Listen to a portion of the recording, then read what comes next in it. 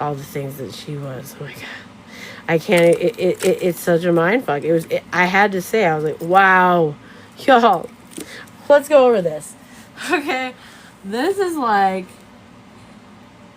So somebody would rather escape reality and wear rose-colored glasses and be in a victim mentality and act confused to get to avoid having to make a choice. But this is an injustice because they're being controlled to such an extent that they freeze. They're not grounded. They could be on drugs as well, because somebody's binding them while calling it freedom, and they're being blindfolded to what's really going on, which is what I was just talking about. How do I get L's ex, which I want back, so that he can provide for me and I don't have to work, and I can get all of the things that she was supposed to get? I don't care. I'll even have a baby if that's what he wants, and I'll marry him, and then I'll get taken care of for my whole life, and he doesn't have to feel insecure with me because I'll give him way more attention than she will, which literally that's codependency. Not even giving him air to breathe because she's so insecure that he's gonna go on his phone and look me up. They thrive on affecting your memory by erasing every trace of you. She taught him that the way to cope with things is no contact. And sure, no contact is appropriate if you actually are in a dangerous situation and dealing with an actual narcissist, but that's what was utilized on an innocent person that was being projected on that they were narcissists. So they were hitting me from every angle, and they were putting him in a fear response mode. So he actually listened to her because she probably went as far as providing evidence. Because if she goes as far as this, y'all, she did it all. There's nothing that she wouldn't do. Okay. She's the one that was instructing him to block me on everything. That's the healthy way to do it. Oppress, don't talk to her. She's just going to manipulate you. You need to change your phone number. I'm so sorry you're so afraid. If you need to go to a different state, if you want to move to a different country, we can for a year. We can just disappear. For all I know, she might have provided false testimony, false evidence. She might have even went to him saying, hey, she wouldn't stop harassing me, so I actually went to the courthouse this morning and I filled out a PO. So I'm just letting you know when she does show up, because I know she's going to. I'm calling the police right away and telling them that she... that's the type of shit that I know that was happening here. That's why I haven't... And every time I would contact his mother, she would be smug to me and try to blatantly make me feel insignificant. And her advice was, just move on. It's over. We don't want to get involved. Please stop texting us. Please leave us alone. Which told me that, wait, why? What? Leave you alone? Has somebody been pretending to be me? Why are you acting as though I'm harassing you? Just to get clarification that the love of my life isn't in danger and he's okay, because I just had to watch him go towards the same person that's about to serve a year in prison, who's learned nothing because she's still trying to do criminal stuff and trying to recruit him into it, which a normal mother, okay, would care about that. But because she already probably told her some kind of crazy narrative about, I don't know. I don't know all the details, y'all, but I already know like how this shit goes. So I was in a trick box every which way. She already covered everything. There was nothing I could do, at least coming from me or my family, that could alert even his own parents that, she has achieved a lot in her life. Maybe we should consider Like, I mean, how could she have done everything that she's done? How could she have, like, I mean, this girl hasn't done any of those things. You know, she is a little different. You know, she's more traditional. She's creative. You know, she's different than these friends are. But it's like she's also very successful. And I saw my son smiling a lot, like considering responsible grown-up things.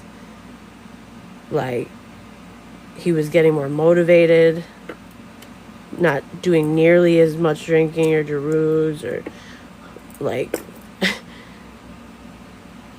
it was just, I mean, not even as not see all I'm thankful, you guys, that I have the mom I do, because she's the type that would consider anything that's ever told to her about her kid, no matter, even if she already was warned about somebody, she'd still listen to what they had to say and keep it in the back of her mind.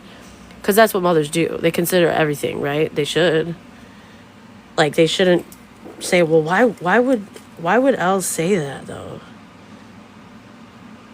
Is she really a stalker, though? Like, does she have a background of that? Let's see. Like, let's go check. Like, let's talk to her exes, even. If this has ever happened before, if she's chases people. I mean, literally, there would have been a little investigation. No, they'd rather trust. So there was problems all around. I mean, because, like, it's really hard to get into conversation with me and not listen to me, because I make too much sense. I don't speak on anything I don't know, you guys. And I have a lot of information up there. And I have a very unique take, a very unique perspective, and I usually offer information that a lot of people might not have considered, because I care and I really analyze it, you know. And it just baffles me that, like, they wanted to, like, write me off. They were more than happy to. It was like, so I feel like he's only ever been around emotionally distorted women because, like, maybe she wanted him to be closer because that's her only kid. And instead of, like, encouraging him, everybody just put fear and worry in him, to vibrate higher, to mature.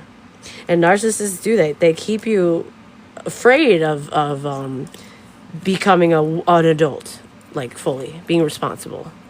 Like instead of encouraging, it was like, are you okay, on money? See, I know that, like, you know, are things, like, tight? And it's like, of course they're tight. We just had to move 4 times in 2 years, thousands and thousands of dollars each move. So yeah, things are a little tight right now, but we just got here. So stop putting those fears. You know, have a little faith in me. I've been signed to 4 publishing deals, and I just got your son. I gave him encouragement, and look what happened. He got a 6-figure job. Like, what? He doesn't even have a degree for the position. Like, give me a second. You know what I mean? Let's do things my way for a second. Look at my success. Let me lead for a second. Like, so that I can teach him to feel safe to start to lead. Because eventually that's what I want. So I can relax as well. And I can trust that he can make decisions and have boundaries and be healthy, which he can only exercise those things with a calm, regulated nervous system. But it's a process. And every time that we would start to get to that point, here someone would come making him worry about something. And he gets easily in his head, worried, nervous, paranoid. And it's terrible. And then it's like, and how are you going to tell somebody? Can you just, like, take a 2-year hiatus from everybody so I could rewire your entire thing so that you could be healthy again? Even if we don't end up being together, it's my gift to you, you poor thing. Okay? For real. Because you're a wreck. You're a loose cannon. Sick. I want you to not feel frozen in indecision. And have faith in your ability to make a decision for yourself and have a leap of faith. But all these people are emotionally bankrupt. So they're afraid. So they want you to also be afraid.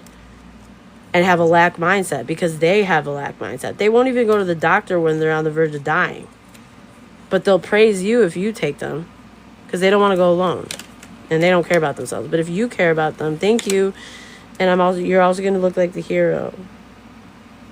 But the truth is, I don't really care what happens to me. I don't love myself, so I'm just, yes, it is because of you I'm alive, but the secret is that I don't care. I don't care. And if I loved you, I would take care of myself.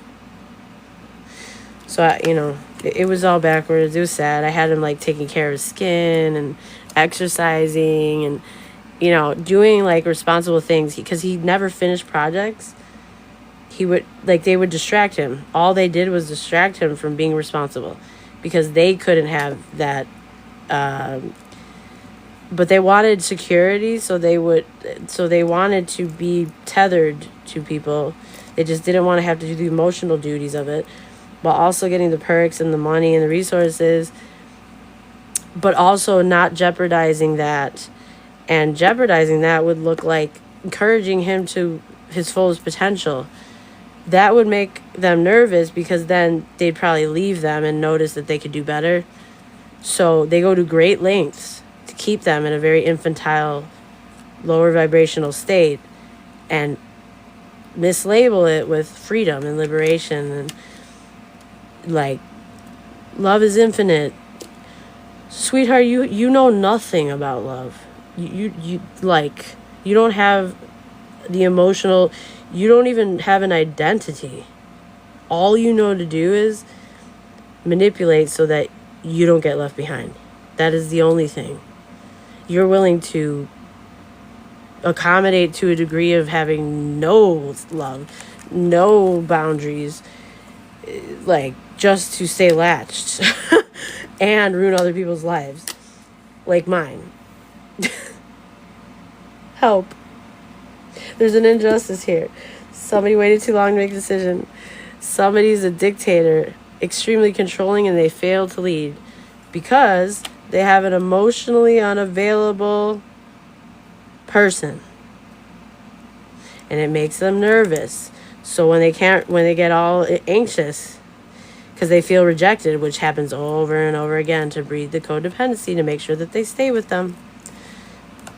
This is somebody that abandons you,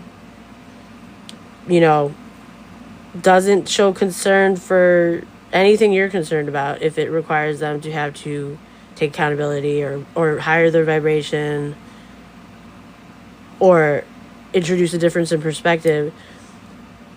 They're going to perceive, let's just say I was having a conversation, with this person, and I had a different view of something, and I had evidence to back up that it was a more healthy option, outlook.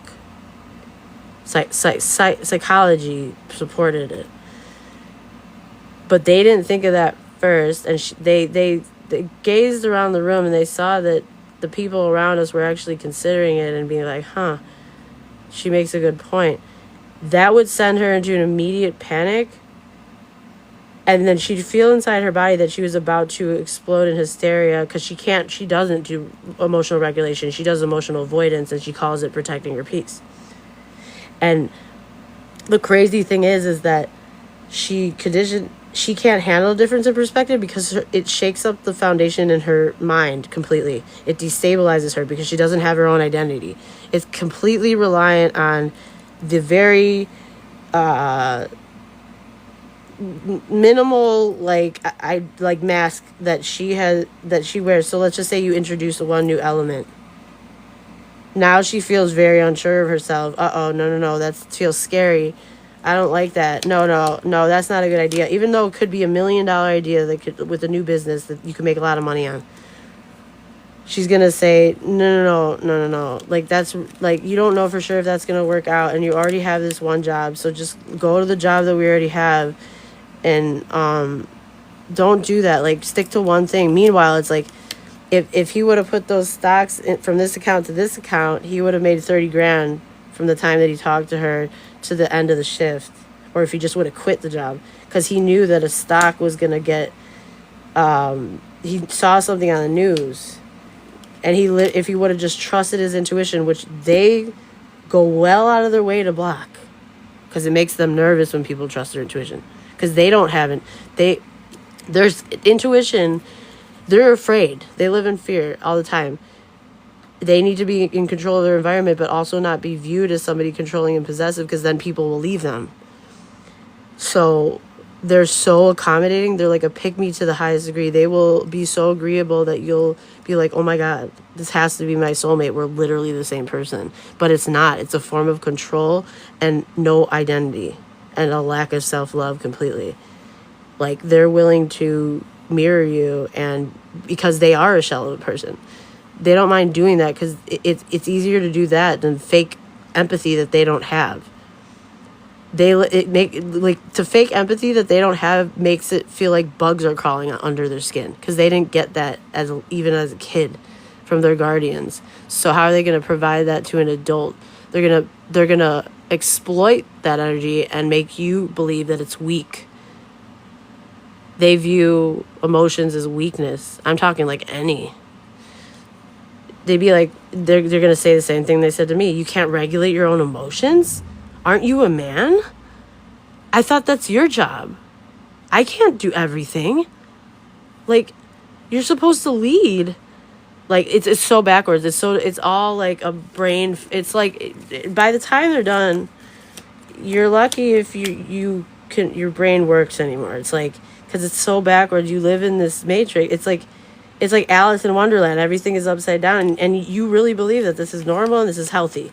And meanwhile, your addictions are getting worse, your money's getting worse, you're being more and more irresponsible, putting yourself in more and more dangerous situations, but everyone around you is wanting to hang out with you more, or you're being more accepted in the group, and they condition you to be just as insecure as they are, and to completely rely on external validation, because they don't do internal. They don't self-reflect. They don't do that. They cannot do that, because it triggers shame, and then they feel like they might kill themselves, or like they don't have the tools, right? So they avoid it at all costs, even if it means feigning illness and deactivating and acting like there's special needs and they can't do it because of the trauma they've been through. No, they just don't. They're too lazy to do that, to give you that.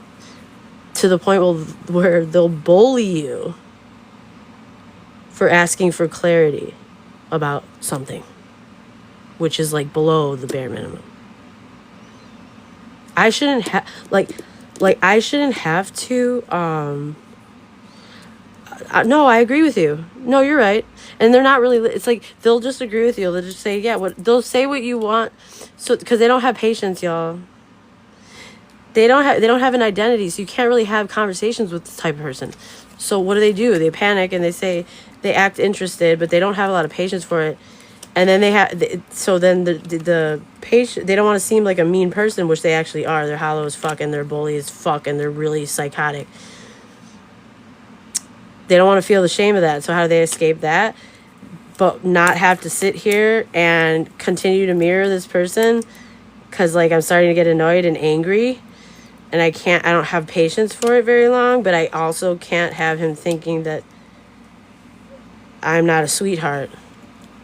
So what do I do now? Okay, so I'm going to act interested, and then I'm going to come up with a fun idea to distract and deviate from the conversation that I don't want to have because I don't care about it. I just want to be left alone. Like, this is somebody who, like, they'll do things like cook, they'll screw you. They'll make plans to go to the swinger parties. They'll do the Jerugs. They can handle things like that, especially if they have, their alcohol, their Xanax, their whatever. But sober, they don't really want to engage much. They don't do communication. So when your dude comes up to you trying to have a conversation about his new idea and you're not interested in it, you don't really like communicating that much. You're gonna talk him out of it just so that you don't have to keep having the conversations, instead of scheduling a time where we can be creative and really hone into that idea, because it's a really good idea, and I want you to believe in your ideas, and let's brainstorm on it. Let's actually like dig into it. That's what I would do. But like, when I met him, he told me, yeah, it's so cool that like you make me feel seen. Like it's awesome that you're into business ideas and like you actually like want to design so much. Like we go as far as designing like the font even together and like the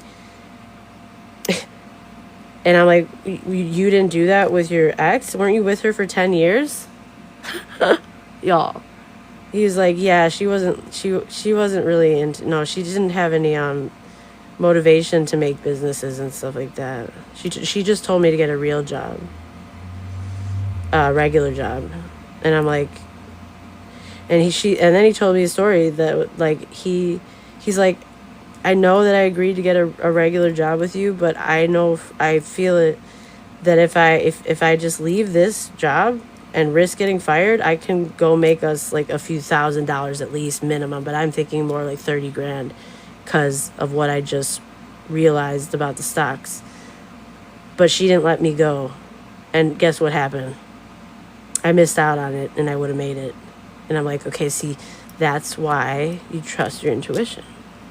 And she should trust you too and encourage you because you're not stupid. If you really had that feeling, I would have encouraged you. I would have said, fuck this job. Who cares? Go. Get her done. I believe in you. If you really feel like that, yeah, you can get another job like this anytime. If there's even a possibility in making 30 grand real quick by the end of the day, go do that. Like, because here's the thing, it's like everything, like, yes, it took risk with stocks and stuff, but like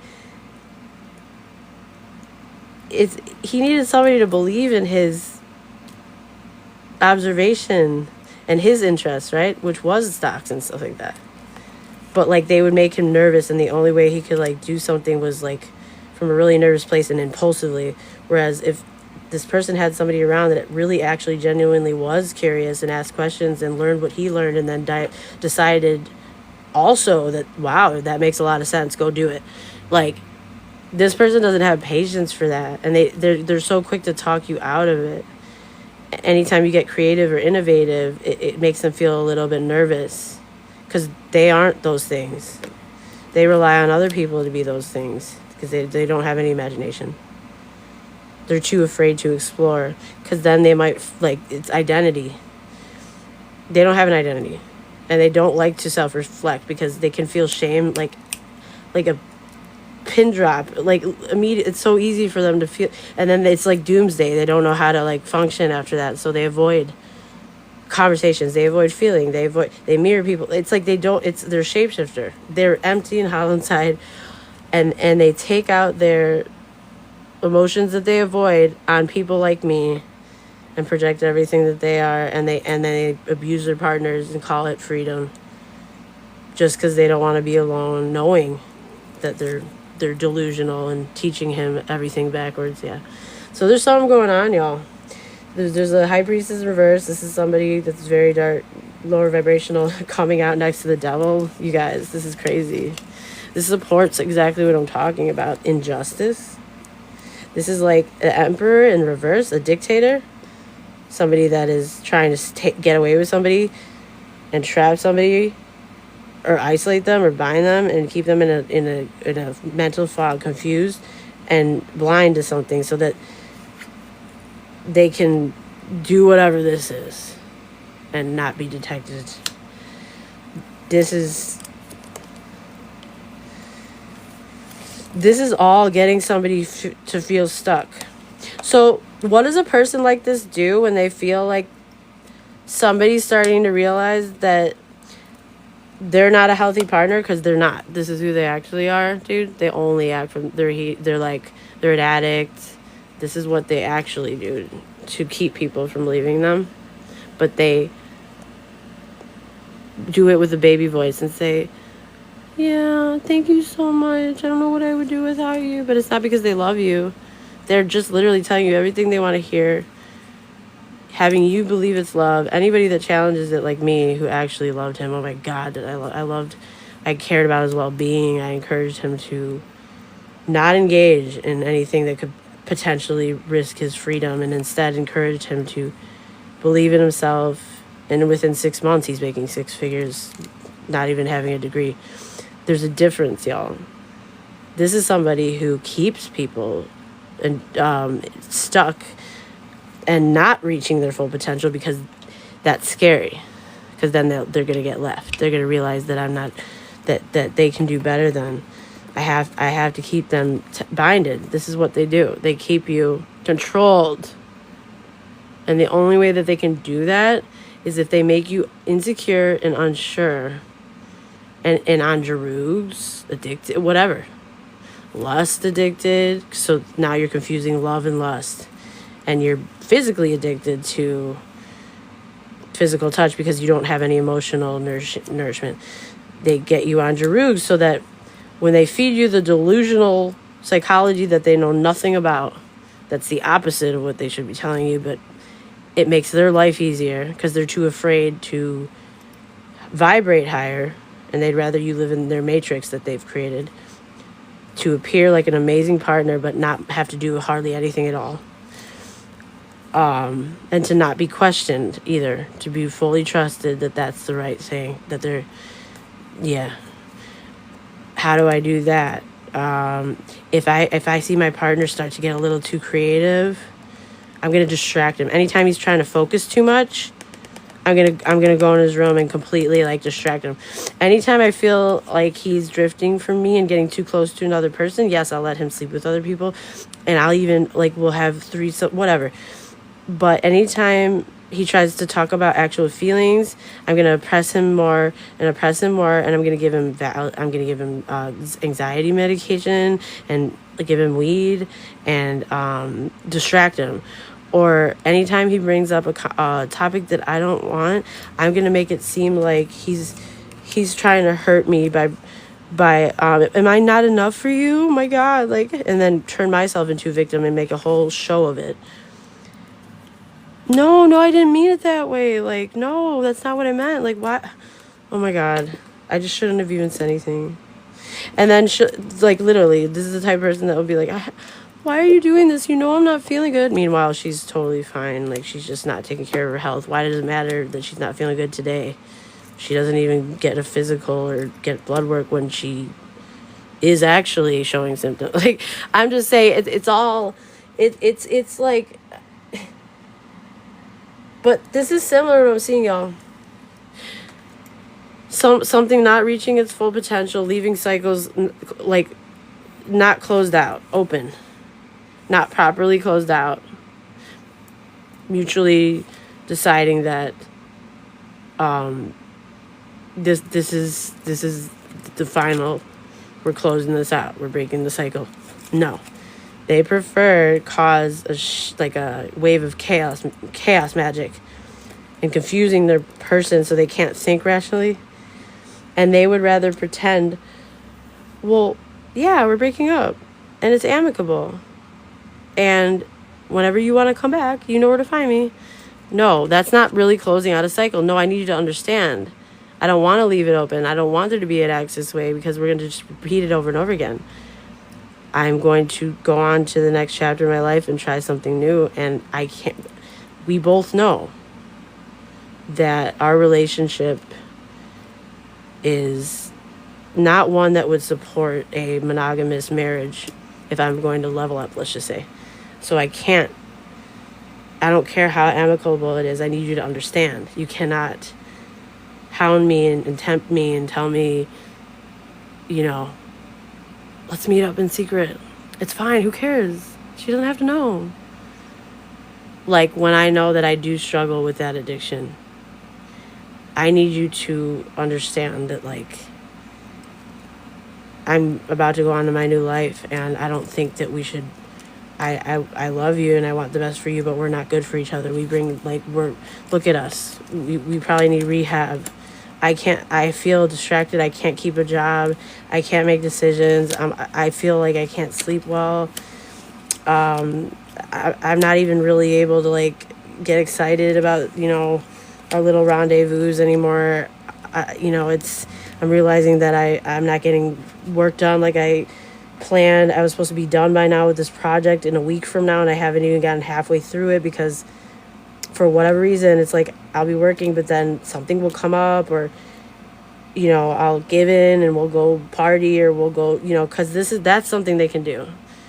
Like, as long as there's no actual communication or actual human connection, because of the trauma that this person went through, like, they're willing to do everything but, like, anything human, really, that requires them to think of what identity to play, because they can only mirror. They don't have an identity, y'all.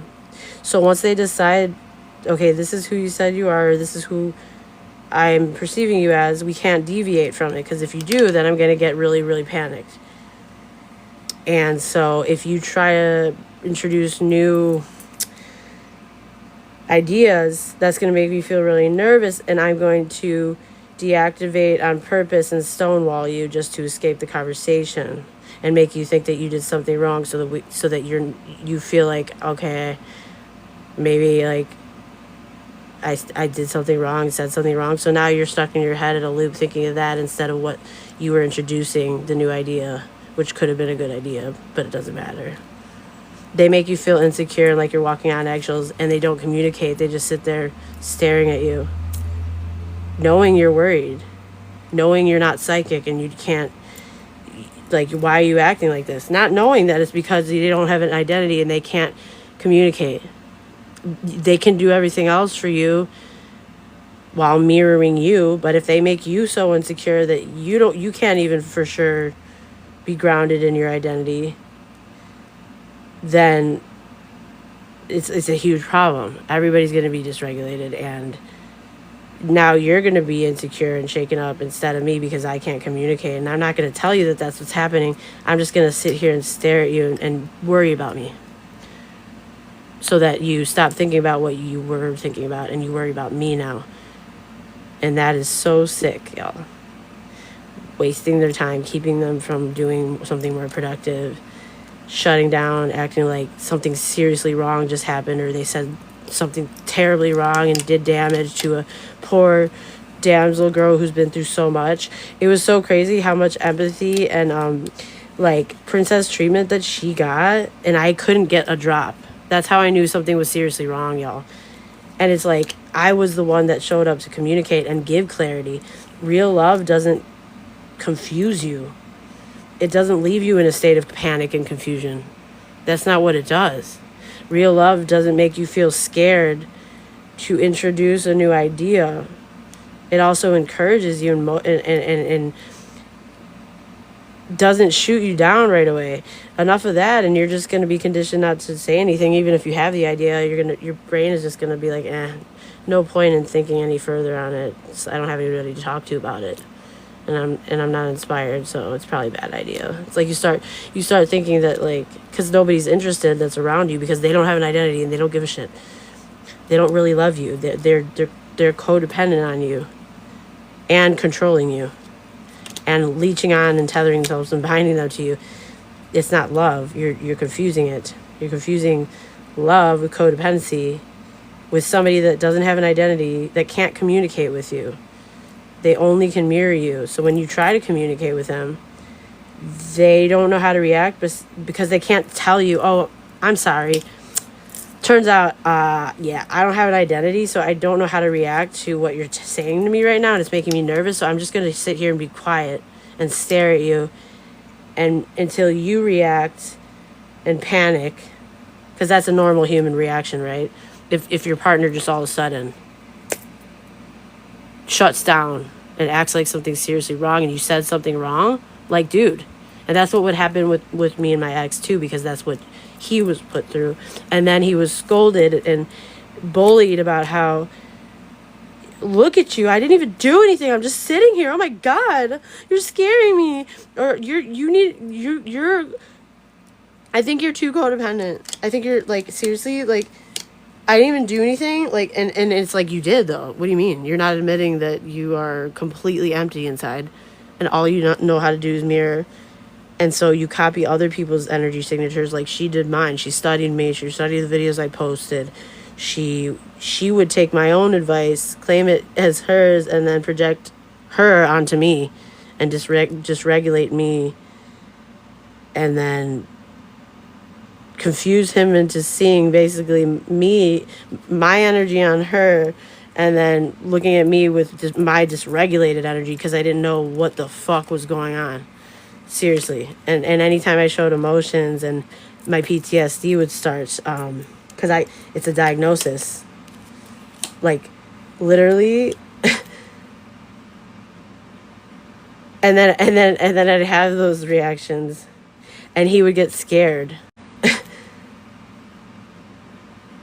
and then I'd have those reactions, and he would get scared, so he'd run. To people like her, who would tell her, "Oh my God, I'm so glad that you came. See, it's so important that you can talk to me. Like, if you're ever feeling scared, I told you. It's not normal when people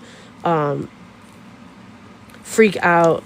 If you're just sitting there, be quiet. Oh my God, like, what?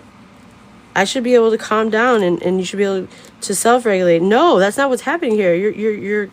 You're completely avoiding human connection, and not telling him that you're not even willing to learn.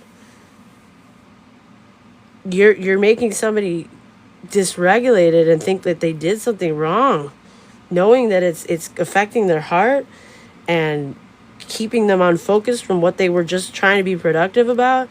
They can't even go to their partner and get an actual feedback, or even like, do you see how sick this is, y'all? Like, it's just like, and then they'll do anything. They'll deactivate and just not respond or communicate, and then they'll be like, "I'm sorry, hon.